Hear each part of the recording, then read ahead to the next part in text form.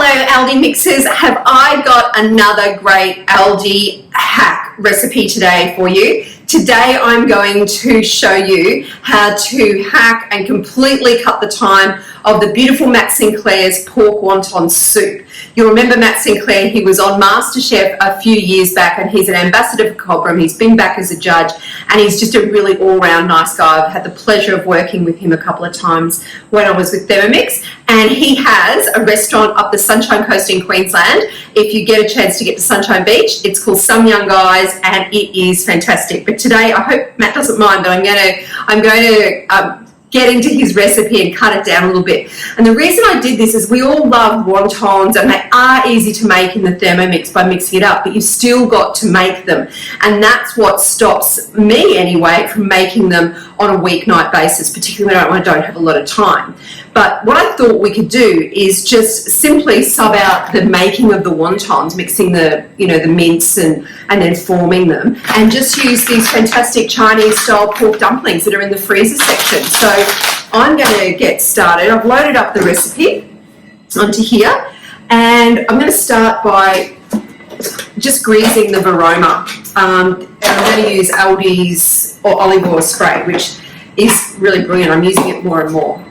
If you don't do this step, which I've done a couple of times, your dumplings will more than likely stick, and it just won't end well. So a nice little spray. Let's go top and bottom. That, and then we'll set that aside for now. Okay, so we've done that.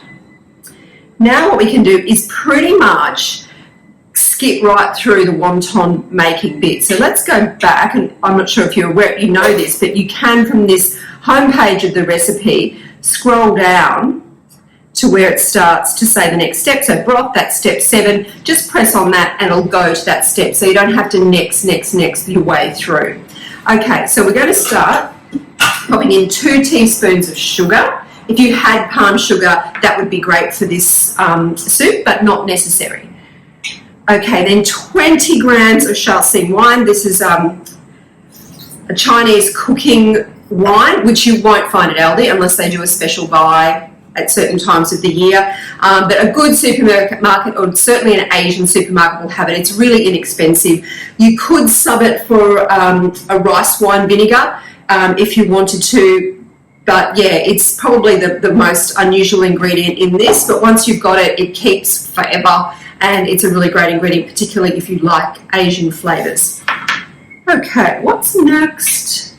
And then this is where we're going to deviate again, because the next step is to add 50 grams of vegetable stock paste and 1,500 grams of water. Now, I know from talking to a lot of people, and I've been guilty of it myself, I don't always have vegetable stock paste on hand. I know it might come as a shock to some of you, but sometimes that doesn't happen. So what I thought I'd do is just sub that for an Aldi liquid stock. So this is, I'm going to use chicken because I kind of feel like it needed some kind of meaty stock for this. So I'm going to pour in, I'll get to the right screen. I'm going to pour in, instead of the water, a litre of chicken stock. This recipe calls for a litre and a half. So I could have got another one of these, but I thought I might just pop in a little bit of vegetable stock as well. You can do really whatever combination you want, around about the 1,500. Yeah, that's really good. Okay, fine. Alrighty, lid on. And then we're just going to heat that up for 10 minutes on 100 degrees. And I will be back when that's done. Okay, that soup base is done and it's just got up to the 100 degrees. So it's really just getting it up to a steaming temperature to get it ready for the next step. Let's move on. We're going to pop in a 5 centimetre piece of ginger that has been peeled and cut really finely, like really fine julienne. So I've got a handful of that here. Now, if you didn't like pieces of ginger, what you can do is you could grate it in so it's much finer. Or many of you have seen my online cooking classes, you know that I like to blend my garlic and my ginger into a paste and freeze it into cubes. So I could just pop in a little 5 centimetre cube of pureed ginger at this point. But we've got the fresh stuff in there, so that is good. Okay. Next we've got 4 spring onions that I've sliced finely.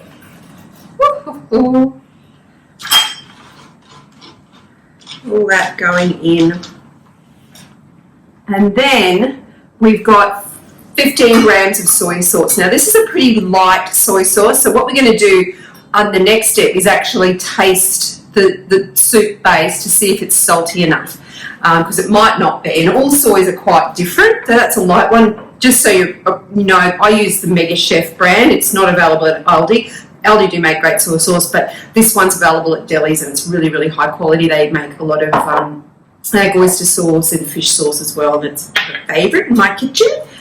Okay, so that's the soy sauce. Now for the hack bit. Okay, on with the greased varoma. And here are my pork dumplings. These are still frozen, so I'm going to add a few more minutes to the steam time.